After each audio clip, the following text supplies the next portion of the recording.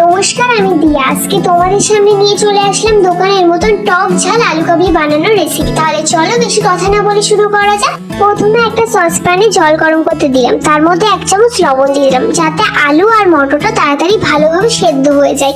তারপর একে একে মটর দিলাম, তারপর আলু দিলাম। আমি যেহেতু আলুটা পাতলা করে কেটেছি তার জন্য আমি আলুটা একটু পরে দিলাম। কয়েক মিনিট যাওয়ার পর দেখে নিলাম আলুটা সেদ্ধ হয়েছে কিনা। হ্যাঁ, আলুটাও সেদ্ধ হয়ে গেছে। এবার একে একে আলুটাও তুলে নিলাম। তারপর দেখে নিলাম মটরটা সেদ্ধ হয়েছে কিনা। তারপর মটর আর আলুটা ভালোভাবে ঠান্ডা করে নিলাম। এবার যে উপকরণগুলো লাগবে সেগুলো দেখে নিই। কাঁচা ছোলা, সেদ্ধ মটর, সেদ্ধ আলু, শসা কুচি, টমেটো কুচি, লঙ্কা কুচি, পরিমাণ মতো লেবু, পেঁয়াজ কুচি, তেঁতুলের পাল্প। এবার এগুলো সবকিছু একসাথে যুদ্ধে নামিয়ে দিতে হবে। সেদ্ধ আলু, এখানে আমি আলুটা ছোট ছোট সাইজ করে কেটে নিয়েছি। তারপর দিয়ে দিলাম কাঁচা ছোলা।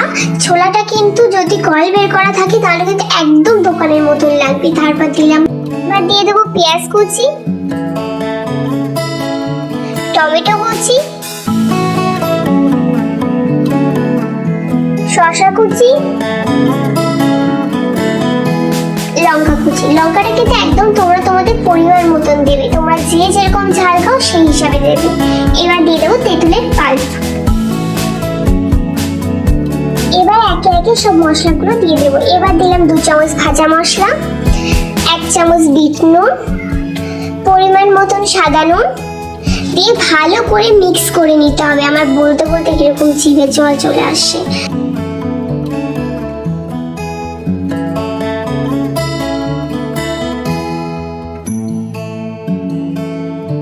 সবার শেষে পরিমাণ মতন লেবু দিয়ে নেব, দিয়ে আরো একবার মিক্স করে নেব। ভিডিওটা কেমন লাগলো অবশ্যই কমেন্ট করে জানাতে ভুলো না। তাহলে আজকের মতন আসি আমি, দেখা হবে পরের কোনো নতুন ভিডিওতে।